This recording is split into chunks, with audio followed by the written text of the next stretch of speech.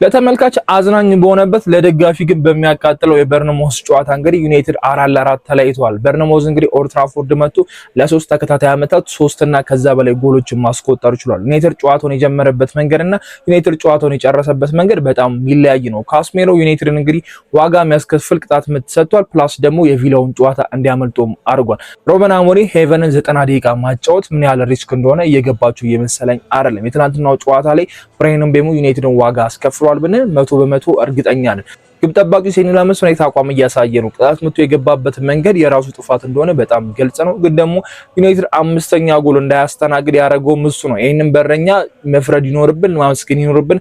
በጣም ግራም ያጋባ ነው። የኮሚሜኑ ወንድም ደግሞ ፍሪ ኮቢ ሲል እንግዲህ ኦልድ ትራፎርድ ላይ ቲሸርት ለብሶ ገብቷል። ከዚህ ጉዳይ የምናነሳለን። ለዚህ ቻናል ግን አዲስ ከሆኑ ሰብስክራይብ ማድረግ እንዳይረሳ። ወደ ቪዲዮው እንሂድ።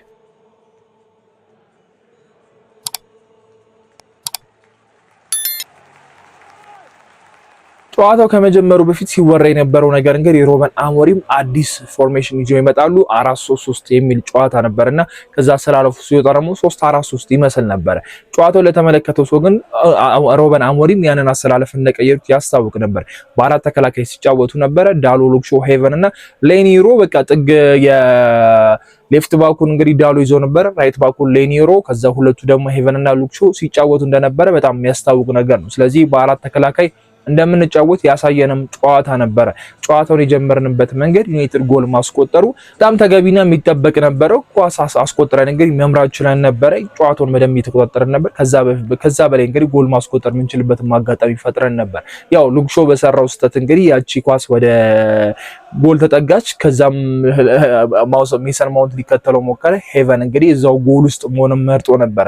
እንደ ተከላካይ ወደ ፊት ለፊት ወጣ ማለቱ በጣም ተገቢና ቢያንስ ስፔስ እንዳያገኝ ማድረግ ይችል ነበረ። ሌኒሮና ሄቨን ለአንድ ተጫዋች ነው እንግዲህ እዛ ፔናልቲ ቦክስ ውስጥ ቆመው የነበሩት፣ ግን ያንን ኳስ ማዳን አልቻሉም። ሲሜኖ አስቆጠረው። ይሄንን ነገር ስናገር ነበረ። ሄቨንን እንደዚህ አይነት ቦታ ላይ ማጋፈጥ በጣም ሪስክ አለው። ዌስትሃም ይሄን ያህል የሚያስፈራ የአጥቂ ክፍል የለውም። ወልቭስም የሚያስፈራ የአጥቂ ክፍል የለውም። የዌስትሃምን ስናነሳ ሄቨን ከቦንጋ እንዴት እንደተቸገረ አይተናል። እና ሲሜኖን እንዴት ነው ሊያቆመው የሚችለው? ከሱ ጋር ያለው ግንኙነት እንዴት ነው? ከበርነሞዝ አጥቂዎች ጋር እንዴት ነው ግንኙነቱ ሊኖረው የሚችለው ብዬ ነበርና ሩበን አሞሪም በጣም ትልቅ ሪስክ ወስደው እንግዲህ እነን ታዳጊ በመሃል ተከላካይነት አስጀመሩት። እኔ የሄቨን ጥፋት ነው ማለት አልችልም። ሩበን አሞሪም እንዴት ጌም ማንበብ ያቅታቸዋል? እንዴት ጌም መረዳት ያቅታቸዋል? እኛ የምንረዳውን ነገር እኛ የተመለከትነውን ነገር እሳቸው ሊመለከቱት ማይችሉበት ሪዝን ምንም አለ ብዬ አላስብም። እና ከጨዋታው በፊት እያወራን ነበር። እዚህ ስታርቲንግ ሌቨል ላይ ሄቨን መኖር አልነበረበትም። ሄቨን መኖር አልነበረበትም። በቃ ዋጋ አስከፍሎናል። የተከላካይ ክፍሉ ምን ያህል ደካማ እንደሆነ ያየንበት ጨዋታ ይመስለኛል። በኦልድ ትራፎርድ 4 ጎሎች 2 መርተን 2 እንግዲህ ምን የሚባለው ካምባክ ነው። ኦልሞስት ካምባክ ተሰርቶበት ነበር። ከ2-1 3-2 ሆነን ነበረ። ከዛም 4-3 መራን። አራታቸውንን አምስተኛው ጎል ለማስቆጠር እነሱ ነበረ ሞር እድሎችን የፈጠሩት። አስቡት እንግዲህ ሴኒ ላመንስ እነዛ ሁለት ኳሶችን አድኖ ባይሆን ኖሮ ዩናይትድ ምን አይነት ከባድ ሽንፈት አስተናግዶ እንደሚሆን መረዳት ይቻላልና ብራያን ምቤሞ የትናንትና አቋም እንዴት እስከዛ ሰዓት ድረስ ሊያጫውተው እንደቻለ እየገባኝ አልነበረም። ሩበን አሞሪም ምን አይነት ውሳኔዎች እንደሚወስኑ ግራም ነው ያጋባኝ። አንዳንዴ ተጫዋቾችን ለመቀየር በቃ አይደል ሊደክሙ አይገባም፣ ወር ደግሞ እየመራ ሊሆን አይገባም። ጥሩ ፐርፎርም እያደረገ ካልሆነ ተጫዋችን መቀየር በጣም የተሻለ ነገር ነው። ማውንትን ነው ነቅሎ ማስወጣት የመረጡት ሴስኮን ሲያስገቡና ለኔ ብራያን ምቤሞን ያስወጣል ብዬ የጠበቅኩት ነበር። ምክንያቱም በጨዋታው ጥሩ አልነበረም። ኳሶችን ዝም ብሎ ሲሸልጥ ነበር። ማረጋጋት አልነበረበትም። ትናንትና ስሜቱ ጥሩ አልነበረም። ምናልባት ወደ አፍሪካ ዋንጫ ሊያመራ ስለሆነና ጎል አስቆጥሮ ለመሄድ ፍላጎት ስላለው እየመሰለኝ ነበርና የትናንትናው ብራያን ምቤሞ እስካሁን ድረስ እኔ አይቼው አላውቅም። በቃ አንቶኒ እየመሰለኝ ነበርና የትላንትናው ጨዋታ ራሱም የሚጸጸትበት ዋጋ ያስከፈለን ጨዋታ ነው ብራያን ምቤሞ ብዬ መናገር እችላለሁና የዳሎን ደግሞ እንቅስቃሴ አለማድነቅ አንችልም። ምን አይነት ክሮስ ነው አማድ ያስቆጠራትን የመጀመሪያ ጎል ሲያደርግ የነበረውና ለተከታታይ ጨዋታ እንግዲህ የወልቭስ ጨዋታ ላይ የዌስትሃም ጨዋታ ላይ ጎል አስቆጠረ። የወልቭስ ጨዋታ ላይ ደግሞ ለብራያን ምቤሞ አመቻችቶ አቀበለ። ትላንትናም ደግሞ ለአማድ አመቻችቶ ማቀበል ቻለና ይሄንን ተጫዋች አለማድነቅ አንችልም። ትናንትና በቀኙ በኩል የነበረው እንቅስቃሴ ምን ያህል ጸዴ እንደነበር አይተናል። ሲሜኒዮ ሲያስጨንቀው እንደነበር አይተናል። ሲሜኒዮ ተነስቶ ከሱ ጋር ግብግብ ውስጥ ከሱ ጋር ጸብ ውስጥ ለመግባት ሲሞክር አይተናልና ዳሎ በላይ በኩል የነበረው እንቅስቃሴ በማጥቃትም በመከላከልም በጣም ጸዴ ነበር። ግን ሩበን አሞሪም አሁንም ሌላ የቅያሪ ስህተት ፈጠሩ። ሊሳንድሮ ማርቲኔዝን ሲያስገቡ ሌኒሮን ነው ነቅላሱ ሄቨንን አይደለም። ሌኒሮ ከሊሳንድሮ ማርቲኔዝ ጋር ማጣመር በጣም ቀላል ነገር ነበር። ሌኒሮ በላይኛው በቀኙ በኩል ይቀለዋል፣ ወደፊትም ለመሄድ ይቀላል፣ ለመከላከል ያንን ቦታ ያውቀው ነበር። ግን ደግሞ ሮበን አሞሪም የመረጡት ሌኒሮን ነቅሎ ማስወጣት፣ ከዛ ዳሎን አሪፍ የተጫወተበት ካለው ከግራ ክንፍ አንቶ ወደ ቀኝ ክንፍ ማምጣት ለማጥቃት ራሱ ሞር የሚመች አይደለም። ምክንያቱም ፊት ለፊት ላይ ያሉ አጥቂዎች በግራው በኩል የተሻሉ ናቸው። አማድ ፈጣን ነው። ብሬንም ደግሞ ኳስ ቢያባክንም ኳሶች እየደረሱት ነበር። በዚህኛው በኩል ግን ስንመለከተው ማንም የለም። ሉክሾ በዛ በኩል ሆነ እኮ ግን ደግሞ ሊያጫውቱ አልቻለም። ማቲያስ ኩኛ አብዛኛው ኳሶች ለሱ ለመስጠት ሲሞክሩ ወደ ውጭ ሲወጡ ተመልክተናል። የእጅር ወራ ወደ ፎሪም ሲወጡ አይተናልና ሉክሾ ያንን ነገር ሲያደርግ አልነበረ። ሮበን አሞሪም ዳሎ ጥሩ በሚጫወትበት አጋጣሚዎች ለሁለተኛ ጊዜ ነው ይሄንን ነገር ሲያደርጉ የነበሩት። የዌስትሃሙ ጨዋታ ላይ ለምንድን ዳሎን ቀይሮ ያስወጣው ብለን ነበር። ትናንትና ደግሞ ከቦታው ነቅለው ወደ ላይ ወሰዱትና የዳሎ ጥሩ መሆን በቃ 90 ደቂቃ ጥሩ ሆኖ እንዳንመለከተው የሚያደርገኝ ሰውዬ ቢኖር ሮበን አሞሪም ነው። ቀያሪዎቹ ምንም ማይገቡኝ በቃ እኛ ልንመለከት የምንችላቸውን ነገሮች መመልከት የማይችል ሰውዬ ቢኖር ሮበን አሞሪም ነውና የትናንትናው የተከላካይ ድክመት በተከላካዮቹ መፍረድ ሳይሆን በአሰልጣኙ ውሳኔ ነው መፍረድ የምንችለው። በቃ ታዳጊ ነው። በፕሪሚየር ሊጉ የማጥቃት ሂደታቸው ከፍተኛ የሆነ ቡድኖች ናቸው። ሲሜኖ ለ6 እና ለ7 ጨዋታ ምንም አይነት ጎልና አሲስት ሲያደርግ መጥቶ ዩናይትድ ቤት ጎል አስቆጠረ። ምን ያለ ደካማ ተከላካይ እንዳለ ተናግሬያለሁ እኔና ሄቨንን ማስጀመር ሪስክ እንዳለው ፕላስ ደግሞ 90 ደቂቃ ማስጨረስም ሌላ ሁለተኛ ሪስክ ነበርና የትናንትናው ፐርፎርማንስ የተከላካዮቻችን በቃ እኔ እንዴት ልናገር እንደምችል አላውቅም። ሊሳንድሮ ማርቲኔዝም ገብቶ ስህተቶች ነበሩ። አራተኛው ጎል ሲቆጠር በጣም እንዴት ክፍት እንደነበረን በቃ እኔ እንዴት ልነግራችሁ እንደምችል አላውቅም። በቃ ከረፍት በኋላ የፈጠነው ጎል ይገባብን። በቃ ይሄ ኖቲንግሃም ላይ የነበረው እንቅስቃሴ ኖቲንግሃም ከረፍት በኋላ ስንመጣ የነበረው ነገር ተመሳሳይ ነገር ነው የተፈጠረበት። ጭራሽ መሩን ወዲያው ነው በቃ ሆኑት ወዲያው ሶስተኛው ጎል አስቆጠሩና ከረፍት በኋላ የሚመጣው የጌም መቀዛቀስ ፎከስ አድርጎ አለመጫወት ከየት የመጣ ችግር እንደሆነ እየገባኝ አይደለምና የኖቲንግሃሙ ጨዋታ ላይ አልተማሩም። የትላንትናው ጨዋታ ደግሞ ዋጋ አስከፍሎናል። ሌላ እድል አግኝተን ነበር። ኩኛ ያስቆጠረው 79ኛው ደቂቃ ላይ 79ኛ ላይ ጎል ካስቆጠርክ የአጥቂ መስመር ቀነሰ፣ ቡድንን ሊያጠናክርልህ የሚችል ተጫዋች ነው ማስገባት ያለበት። ማኑኤል ጋርቴ ቤንች ላይ አለ። ብሬንም ቤሞ መጥፎ ተጫዋች ነው፣ በዛ ሰዓት ላይ መጥፎ ተጫዋች ነው። ብሬንም ቤሞ ነቅላ አስወጥተህ እሱም ማስገባት ምን ወደ ፊት ለፊት ይሄድልሃል፣ ወደ ኋላ ይመለስልሃል። ቢያንስ ያኛውን የዲፌንሲቭ ሚድፊልደር ቦታ በኡጋርቴ ታስተካክለዋለህ። ለመከላከልም ኡጋርቴ ነው የሚመቸው ከብሬንም ቤሞ በላይ ከሜኑም በላይ ለመከላከል እሱ ይመቻል። ጨዋታን እንዴት ነው ማኔጅ አድርጎ በቃ አይደል እየመራው ነው ጎል እንዳይቆጠርብኝ ተከላክዬ ልውጣ ማለት በጣም ኖርማል ነገር ነው። የትኛውም አሰልጣኝ ሊያደርገው የሚችል ነገር ነው። ለዛውም 10 ደቂቃ ምናምን ለቀረች ጨዋታ ተመርተ ካምባክ ሰርተ ለዛውም ማለት ነውና ምን አይነት ጌም ማኔጅመንት እንደሆነ የሮበን አሞሪም ልረዳው ማልችለው ነገር ነው።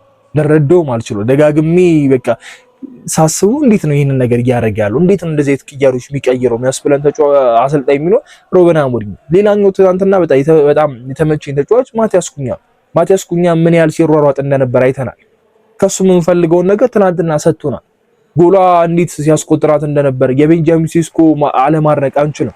ከአጥቂነት መስመር ወደ ቀኙ አጋርሎ ነው ኳሱን ዛን ይዞ ለአማድ ለመስጠት ሲሞክር ነው እንግዲህ ተከላካዩ ሸርተት ይዞበት ከዛ ኩኛ እዛ ቦታ በመገኘቱ እንግዲህ አራተኛውን ጎል ያስቆጠረው።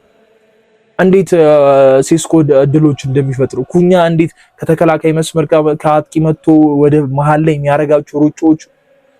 አረ ትላንትና የነበረን ጨዋታ ብሬንም ቤሞ ለምንድን ነው የፈዘዘው ነው ያስበላል። እንደ ጨዋታ እኮ ጥሩ ጨዋታ ነበር የነበረን፣ ግን ደግሞ ኳል የነበረን እንቅስቃሴ ያገኘናቸውን እድል አለመጠቀም ዋጋ ያስከፍላል። ለቲም አሁንም ቢሆን ቶፕ 4 ለመግባት እንትን እያፈረ ነው ልለው የምችለው ተደጋጋሚ ቶፕ 4 ውስጥ ለመግባት እድል እያገኘ እምቢ እያለ ነው። ሁለቴ መርቶ ሁለቴ ያቸው ነው። ጭራሽ ተመርቶም ነበር በዚህ ጨዋታ ላይና ሮበን አሞሪም ለዚህ ጨዋታ ተጠያቂ ናቸው። ሴኒ ላመንስ የትላንትናው እንቅስቃሴው ለኔ ጥሩ አልነበረም። የሲሜኖ ኳስ የገባበት መንገድ ጥግ ጋር የመታበት በቃ ያንን ኳስ የማዳን እድል ነበረው፣ ግን ደግሞ የኢቨንንም ጥፋት አለማንሳት አችልም። የገባበትን ጎል አሳማኝም አይደለም። ሁለተኛው ጎል የኢቨን ነው ልንል እንችላለን። ሶስተኛው ግን የሴኒ ላመንስ ብሩኖ እየነገረው ነበር። አንዳንድ ቪዲዮዎች በዚህ ሰዓት ላይ እየወጡ ይገኛሉ። ብሩኖ በጣም ተመሳጭቶ መጨረሻ ሰዓት ላይ እያስረዳው ለካስሜሮ ነበር እየነገረው ነበር። ጠጋ በል እያልኩት ነበር የሚል ነገርም አለና ጠጋ ካለማለቱ በላይ ደግሞ ኳሷ ስትመታ ሴኒ ላመንስ ዘሎ ነበር። ምንም ማያስፈልግ ነው። በቃ ቅጣት ምት ነው። እንግዲህ ፔናልቲ ቢሆን ይሆናል አይደል? ከተጫዋቾቹ ጋር የሆነ ነገር ይኖራቸዋል ለማስደንበር ምናምን ይስብራል። ትንሽዬ ታይሚንግ ነው። ኦልሬዲ ቦታውን አውቆታል። ግን ያቺ የዘለላት ነገር ኳሱ ላይ እንዳይደርስ አፌክት አድርጎታል እና የወሰነው ውሳኔ የሶስተኛው ጎል የሴኒ ላመንስ ተጠያቂ ነው። ግን ደግሞ አምስተኛው ጎል እንዳይቆጠርብን የሚያደርገበት መንገድ አለማድነቅና አለማመስገን አይቻልም። ዩናይትድ የነበረውን ሪከርድ ያጣ ነበር። እስካሁን ድረስ ዩናይትድ በፕሪሚየር ሊጉ እንግዲህ ፈረስት ሃፍ እየመራ ወጥቶ ተሸንፎ አያውቅም። ይሄንን ሪከርድ አስጠብቆ ወጥቷል። ትላንትና ሴኒ ላመንስ ምስጋና ይግባው። ሁለት የሚገራርሙ ኳሶች ባለቀ ሰዓት አድነዋል። ዩናይትድ ነበር እነዛ ሙከሮች መሞከር የነበረበት፣ ግን በርነማውዝ ነበር ያንን ነገር ሲሞክር የነበረው። የትላንትናው ጨዋታ ለተመልካች በጣም አዝናኝ ነበር፣ ግን ለደጋፊ ያቃጥል ነበር። ፈርስት ሃፉ ጎል የተቆጠረበት መንገድ በጣም ነበር የሚያናገው። ሰከንድ ሃፍ ስንገባ በዛ ፍጥነት፣ ከዛ አራተኛው ጎል ሌላ የሚያቃጥል ጎል ያገባንባቸው መንገዶች ደግሞ እንዴት ደስ እንደሚሉ የብሩኖ ምን አይነት ቅጣት ምትን የተመለከተው ካስሜሮ የአየር ኳስ ኮርና ራሱ እንዴት ኮርና ብቻ እንዳሉ ዳኛው እየገባኝ ነበር። ያ ኳስ በእጅ ተነክቶ ነበር። ፔናልቲ እንዴት እያዩ እንዳለ ነበር አልገባኝም። ቫር ምንም የሚሰራው ነገር የለም። ካስሜሮ ከዚህ በፊት የክሪስታል ፓላስ ላይ ጨዋታ የምታስታውሱ ከሆነ ግብ ተፈጥሮ አንድ ተጫዋች አንቆ በቀይ ወጥቶ ነበር። ትናንትና ሲሜኒዮ ዳሎን ሲያንቀው ቫር አላየም። ዳሎ ምንም ግብ ሳይገባ ግን ቢጫ ሁለቱም አይተዋል። የቫር ጥቅም ምን እንደሆነ ራሱ እርግጠኛ አይደለም። የትናንትናው የሲሜኒዮ ውሳኔ ምንም በቃ እንትን በሚያስብል ነገር አይደለም። አንድ ተጫዋችን ለማነክ ከሞከረ ቀይ ነው በቃ ቀይ ነው በቃ። ያ ጨዋታ ጌሙን ሊቀይረው እንደሚችል እናውቃለን። የሲሜኒዮ ቀይ ማየት ጌሙን ይቀይራል፣ በጣም ግልጽ ነው። ግን ደግሞ ያንን ውሳኔ ዳኛው ሊወስን አልቻለም። ካሜራው ደጋግሞ ያንን ነገር እያሳየ ነበረ። ቫር ሊመለከትም አልቻለም። ተጫዋቾቹም ጥያቄ ሊያቀርቡ አልቻሉም። የዳሎን ቢጫ ማየት ሲከራከሩ የነበሩት እንጂ ሲሜኒዮ ማነቁን ለዳኛውም ሊያስረዱት አልፈለጉ። ቫር እንዲያዩም አልፈቀዱለትም እና የዳኛው ውሳኔም አንዳንድ ውሳኔዎች በጣም ግር ያስብሉ ነበር። ለነሱ ሲሰጣቸው የነበሩ ቅጣት ምቶች ለዩናይትድ ሲሰጥ አልተመለከትኩትም እና የትናንትናው ጨዋታ የአማድን እንቅስቃሴም አለ። አማድ መጥፎ ነው ለማለት ይከብዳል፣ ግን ደግሞ መምታት የሌለባቸውን ኳሶች ሁሌም እንደሚያደርገው ይመታል። ሁሌም እንደሚያደርገው እኔ ምንም ጥርጥር የሌለው ነገር ነው። ሉክሾ ትናንትና ዋጋ የሚያስከፍል ስህተት ሰርቷል ብዬ አስባለሁ። ዋጋ የሚያስከፍል ስህተት ነው የሰራው። በቃ ግን ደግሞ በመከላከሉ በኩል በጣም አሪፍ ነበር። ዳሎ ወደፊት ሲሄድ የዳሎን ቦታ ወደ ሌፍት ባክ እየሄደ ከቨር ያደርጋል። መጥቶ እዚህ ጋር ከኢቨን ጋር ያገዘው ነበር። ግን ያቺ ኳስ ወይ የእጅ አላወጣትም ወይ ኳሷን አልጠለዛትም፣ ተሳሳተ፣ መታየች፣ ጎል ገባች። ያቺ ያረገችን ኳስ ቫልዩ ነበራት። በቃ ዩናይትድ 1-0 ወይ ደግሞ 2-0 መርቶ የሚወጣበትን አጋጣሚ ሊፈጠር ይችል ነበርና የሉክሾ ትናንትና እንቅስቃሴ፣ የሄቨን እንቅስቃሴ፣ የሌኒሮ እንቅስቃሴ፣ የሴኒ ላመንስ እንቅስቃሴ ከኋላ የነበሩት በሙላ ልክ አልነበረም። የካስሜሮ ዋጋ የሚያስከፍል ስህተት ነው የሰራው። ያኛው ቅጣት ምት እንዲያገኝ ያደረገበት መንገድ ኦኬ ብሩኖ ሊጠቅም ይችላል። ምናልባት ያ ኳስ ጎል ሊገባ ይችላል ብለን ልናስብ እንችላለን። በቃ ካስሜሮ ትክክለኛ ውሳኔ ነው፣ ቡድንን ሊጠቅም የሚችል ውሳኔ ነው የወሰነው፣ ሸርተት የመውረዱ ብለን ልናስብ እንችላለን። ግን የቪላ ጨዋታ ሚስ እንደሚያደርግ እያወቀ ደግሞ ጎሉን መግባቱ ለሩበን አሞሪም ሌላ ጣጣ ነው የፈጠረበት። መሩን ያለ ካስሜሮ ነው ቪላን የምንገጥመው። አስቶን ቪላን ተከታታይ ጨዋታዎችን እያሸነፈ የሚገኘውን የሚገርም አቋም ላይ ያለውን ያለ ካስሜሮ ያለ ትክክለኛ ዲፌንሲቭ ሚድፊልደር ኡጋርቴን ያለን ኡጋርቴን ይጀምራል፣ ሜኑ ይጀምራል። እሱን ቀጣይ ሳምንት የምናየው ነውና የካስሜሮ ውሳኔ ራሱ በጣም ያናድ ውሳኔ ነው። ግን የነበረው እንቅስቃሴ ካስሜሮ ደግሞ በጣም አሪፍ ነበር። አልዋሻችሁም። ዳሎ ወደ ፊት ለፊት በሚሄድበት ሰዓት ከኤቨን ጎን ራሱ እያየነው ነበር። ሉክሾ በደንብ ወደዛ ሲሄድ ይመጣል። ካስሜሮ ከቨር እያደረገ ነበር፣ ከብሩኖ ጋርም እየሄደ ነበር፣ ወደ ፊት ለፊትም እየሄደ ነበር እና ካስሜሮን በአንድ ስህተቱ ብቻ ጀጅ ማድረግ ይከብደናል። ብሩኖ ሁሉም ጊዜ ብሩኖ ምን ሊፈጥር እንደሚችል አናውቅም። ዩናይትድ ጎል በሚያስፈልግበት ሰዓት፣ ዩናይትድ መጮት በሚያስፈልግበት ሰዓት፣ ዩናይትድ አሲስት ምንም ነገር ማድረግ በሚፈልግበት ሰዓት ብሩኖ እዛ ቦታ ላይ ተገኝቶ ማድረግ ማይችለው ነገር የለም። ትናንትና ምን አይነት ቅጣት ምንትን ያስቆጠረው የቆሙ ኳሶች ላይ ምን ያህል አሪፍ እንደሆነ እየተመለከትን ነው። ማውንት የክሪስታል ፓላሱ ላይ ጎል አስቆጠረ፣ እንደዚህ የቆመ ኳስ። ትላንትና ደግሞ ብሩኖ ጎል አስቆጠረ። ያቺ ኳስ እኛም መልሳን ነበር፣ ከዛም መርተን ነበር፣ ግን ደግሞ አልሆነም። ምንም ጥቅም የለውም። ቤንጃሚን ሴስኮ ምናልባት ዩናይትድ እየመራ ቢገባ አሪፍ ነበር ብዬ ነበር ከጨዋታው በፊት በሰራ ነው ቪዲዮ ላይ፣ ግን ደግሞ እየተመራ ነው፣ አማራጭ አልነበረው። ትክክለኛም ውሳኔ ይመስለኛል እሱም ማስገባት። ገብቶ ያደረገው እንቅስቃሴ በጣም አሪፍ ነበር፣ ተከላካዮች የሚያስጨንቅ ነበር። የኩኛ ጎል መገኘት የሲስኮ ያቺን ኳስ መያዝና በጥሩ መንገድ ለማቀበል መሞከሩ ከተከላካዩ ቢያልፍ ያንን ኳስ አማድ ያስቆጥረው ነበር፣ ግን ደግሞ ተከላካይ ደረሰበት። ተከላካዩ ሸርተት ስለወረደ ኩኛ ጋግሩ ጋር አረፈ፣ ያቺ ጎል ገባች። በቃ የትናንትናው ጨዋታ ለኔ ፊት ለፊት የነበረን እንቅስቃሴና ከኋላ የነበረን እንቅስቃሴ በጣም ይገናኛል ነበር። ከኋላ እንደዚህ ወንፊት የሆነበት ጨዋታ ማስታወሰው የለም። በቃ እንደዚህ ቅልል ብሎ ጎል ሲቆጠረብን ነበር። የሲቲ ጨዋታ ላይ ተመልክተናል፣ 3-2 የተሸነፍነው ላይ። ያ ግን በቃ አይደል የሉክ ሾስተቶች በዝተው ነበር። ይሄ ግን እንደ ቲም ነው የተሳሳተው። ከኋላ የነበረው ሄቨንና ሌኒሮ ማጣመር በጣም ልክ ያልሆነ ነገር እንደሆነ ተመልክተናል። ሉክ ሾ ተሳሳተ፣ ሴኒ ላመንስ ተሳሳተ። ኦልሞስት ከነበሩት 4 ባክፎሮች 3ቱ ተሳስተዋል፣ በረኛው ተሳስተዋል። ከባድ ነበርና የሩበን አሞሪም ጌም ማኔጅመንት፣ የሩበን አሞሪም ፈርስት ስታርቲንግ ሌቨል ላይ አጀማመር ውሳኔዎች ዋጋ ያስከፍላሉ። የማቲያስ ዴሊት አለመኖር፣ የሃሪ ማጉዌር አለመኖር ምን ያህል ተከላካያችን ስስ እያደረገው እንደሆነ እየተመለከትን ነው። ዩናይትድ ጎል ዝም ብሎ እየገባበት ነው። ከ16 የፕሪሚየር ሊግ ጨዋታ 15ቱ ላይ ገብቶበታል። ጎል መቆጠሩ ሊገርመን አይችልም፣ ግን ደግሞ የዚህን ያህል ጎል በጣም ከባድ ነው። የዚህን ያህል ጎል አስባችሁታል? የትናንትናው ጨዋታ ደጋፊ ባልሆን በጣም ደስ የሚል ጨዋታ ነው፣ ለማየት በመርጠው ጨዋታ ነው፣ ግን ደጋፊ ነኝ። ዩናይትድ ጨዋታውን ማሸነፍ የሚችልበት አጋጣሚዎች እንደነበሩ አውቃለሁ፣ ግን አላሸነፈም። ደረጃውን ማሻሻል የሚችልበት አጋጣሚ ነበረ፣ ግን አላሻሻልም። አሁን 6ኛ ላይ ተቀምጠናል። ክሪስታል ፓላስ በልጦናል፣ ቼልሲ በልጦናል። አሁንም ከቶፕ 4 ጋር ያለ የነጥብ ልዩነት ይሄን ያህል ሰፊ አይደለም፣ ግን ደግሞ ከስርም ያለው ልዩነት ይሄን ያህል ሰፊ አይደለም። አንድ ስታሸነፍ ከፍ የምትልበት፣ አንድ ስትሸነፍ ደግሞ ዝቅ የምትልበት ሊግ ላይ ያለ ነውና የቀጣዩ ሳምንት ጨዋታ ከቪላ ጋር ሌላ ፈተና፣ አማድ የሌለበት፣ ብራይን ምቤሞ የሌለበት። ሩበን አሞሪም ምን አሰላለፍ ይዘው ይመጣሉ? እንደተባለው 4-3-3 ይተገበራል። ትናንትናም በተወሰነ መልኩ አይተነዋል። በቪላው ጨዋታ ምን ያሳዩናል? ሩበን አሞሪም ውሳኔ በጣም ከባድ ነበር። ሌላኛው አነጋጋሪ ጉዳይ የኮቢ ሜኑ ወንድም ነበር። ኮቢ ሜኑ በካስሚኖ ተቀይሮ ገብቶ ጥሩ እንቅስቃሴ ማድረግ ችሎ ነበር። የኮቢ ሜኑ ወንድም ፍሪ ኮቢ ሜኑ የሚል ቲሸርት አሰርቶ ኦልድ ትራፎርድ ውስጥ ገብቶ ነበር። ያ ቲሙን ሊጎዳ አይችልም፣ ግን ደግሞ የአሰልጣኙ መንፈስ ይረብሿል፣ ኮቢ ሜኑን ይረብሿል። በቪላው ጨዋታ ኮቢ ሜኑ እድል የማግኘት ቻንስ አለው ብዬ አስባለሁ። ካስሜሮ ሚስ እንደሚያደርግ ሲታወቅ አይምሮችን ላይ ሊመጣው በቃ ሜኑ እድል ያገኛል ወይ ጋርቴ እድል ያገኛል። ግን ይሄንን ነገር ወጥቶ ማውራቱ፣ ይሄንን ነገር ቲሸርት አሳጥቦ ፊት ለፊት መጋፈጡ ለኮቢ ሜኑ እድል አይሰጠው። ተጫዋቹ ኮንትራት አለው፣ አሰልጣኙ አለቀውም ብሏል። ምንም የሚያመጣው ነገር የለም። እሱ መጥቶ ፍሪ ስላለ እንትን ስላለ ሩበን አሞሪም ከክለብ ይውጣ ሊሉ አይችልም። የሜኑና የአሞሪም ግንኙነት ከሻከረ ብቻ ነው ኮቢ ሜኑ ልክ እንደ ጋርናቾ ውጣ ሊለው የሚችለው።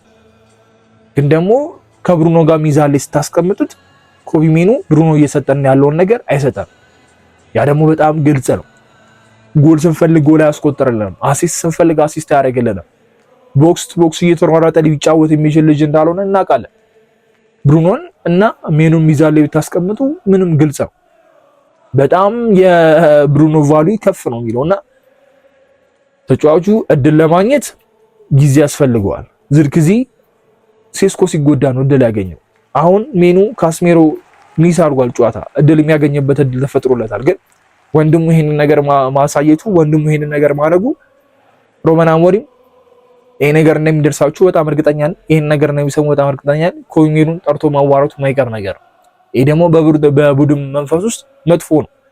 ዩናይትድ በዚህ ውጤት ቀውስ ውስጥ ወጥ ባልሆነ ቲም ውስጥ ሌላ ተጫዋች ከአሰልጣኙ ጋር ማይሆን ሰጣ ገባ ውስጥ የሚገባ ከሆነ ከባድ።